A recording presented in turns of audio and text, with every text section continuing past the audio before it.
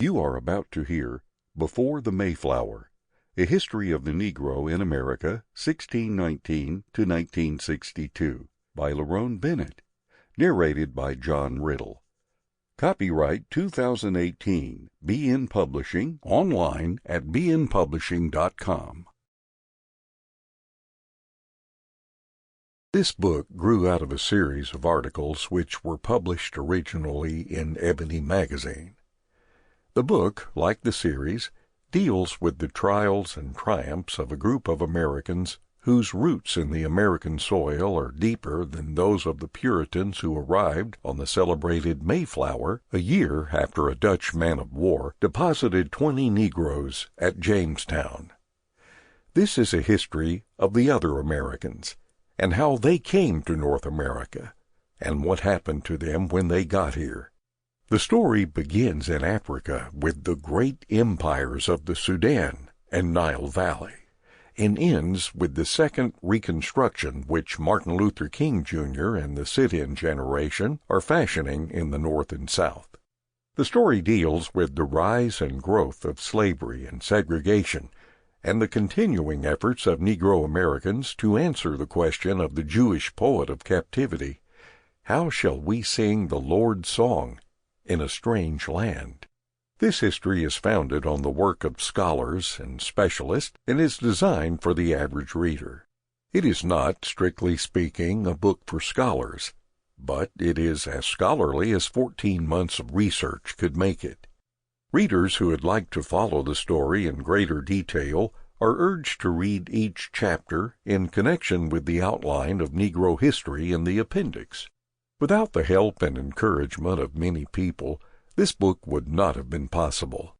John H. Johnson, president of Johnson Publishing Company, conceived the idea for the series and made it possible for me to spend 14 months researching and writing it. The editors of Johnson Publishing Company were also helpful with suggestions and criticisms. I am especially indebted to the managing editors of Ebony, Herbert Nipson and Arabelle Thompson, and Doris Saunders, Lucille Finney, Basil Phillips, Norman Hunter, Ariel Strong, Herbert Temple, Lacey Crawford, and Robert E. Johnson. I should like to express my appreciation to the personnel of the University of Chicago Library, the Johnson Publishing Company Library, the Hall Branch of the Chicago Public Library, and the Chicago Historical Society. My wife Gloria also has many thanks for her suggestions and understanding. Whatever virtues this book has are due to the help and encouragement of other people. The errors are my own. When this material appeared in Ebony magazine in an abridged form, a great many readers, Negroes and whites, were surprised by the depth of involvement of Negroes in the American experience. They were surprised, for example, to discover that Negroes were at Lexington and Concord, and that they stood with Andrew Jackson at the Battle of New Orleans, and with William Lloyd Garrison in the battle against slavery. The reader, I believe, will be astonished by the richness of the Negro's heritage. He will also perceive, I hope, that this story is relevant to the struggle of all men, and that it is a moving chapter in the whole human drama. Lerone Bennett, Jr., August 1962, Chicago, Illinois. Chapter 1. The African Past. What is Africa to me? Copper sun or scarlet sea? Jungle star or jungle track?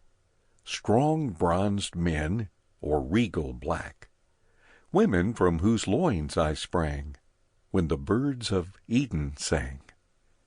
County Cullen. A series of revolutionary discoveries has spurred a radical reevaluation of the strong bronzed men and regal black women from whose loins sprang 1 out of every 10 Americans. This reevaluation has yielded a new perspective on African and human history. Africa, long considered the Dark Continent, is now regarded as the place where man first received light. Ancient Africans, long considered primitive and Sample complete. Ready to continue?